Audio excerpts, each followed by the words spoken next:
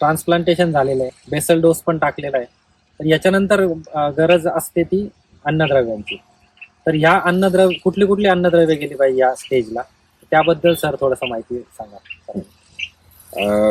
आता कसं आहे की बेसल डोस पण टाकले जसं सरने म्हटलं किंवा ट्रान्सप्लांटेशन सगळं झालेलं आहे. तर यानंतर मग आपण आता मोकळे, मग आता गरजेनुसार जर करपा आला तर फवारणी घेऊ, मग शेवटी पोटॅश देऊ, अशी एक प्रॅक्टिस बऱ्यापैकी मी पाहायला आम्हाला मिळते. पण मग जर आपल्याला जर 20 ते 30 टनाच्या रेंजमध्ये जर पोहोचायचं आहे आणि ज्या शेतकऱ्यांना पोहोचायचं आहे त्यांनी प्रत्येक अन्नद्रव्याचा अभ्यास केला पाहिजे. आता सगळीच अन्नद्रव्य पिकाला लागतात किंवा कांद्याला लागतात, एन पासून मॉलिब्डेनम पर्यंत.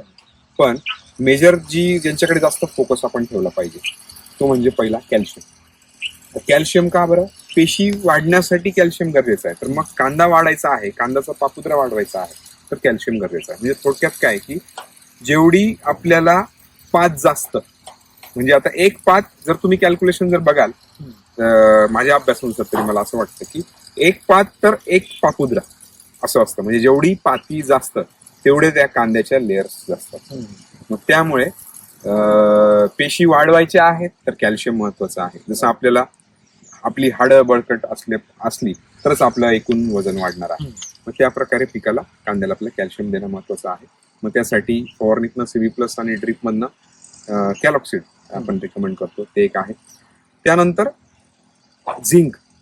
झिंक का बरं महत्वाचं आहे? कारण की पिकामध्ये ऑक्सिन हार्मोनची निर्मिती किंवा ते ऍक्टिव्हेट करण्यासाठी आपल्याला झिंक असतं. मग ऑक्सिन हार्मोनमुळे काय होतं की जास्तीत जास्त पाती किंवा जास्तीत जास्त फुटवा आपल्याला मिळू शकतो. तसेच PDM ऍक्टिव्ह करतं झिंक, म्हणजे प्लांट डिफेन्स मेकॅनिझम आपण जे म्हणतो. म्हणजे कुठेतरी एखाद्या ठिकाणी जर करपा आला असेल किंवा शत्रुबुरशी, शत्रुजीवाणू किंवा किडींचा अटॅक झाला असेल तर संपूर्ण पिकाला टोकापर्यंत, मुळांच्या टोकापर्यंत जर माहिती पोहोचवायची असेल तर त्याला प्लांट डिफेन्स मेकॅनिझम झाडामध्ये असतं. तर ते ऍक्टिव्हेट ठेवण्यासाठी आपलं झिंक काम करत असतं. त्यामुळे झिंक देखील महत्वाचं आहे.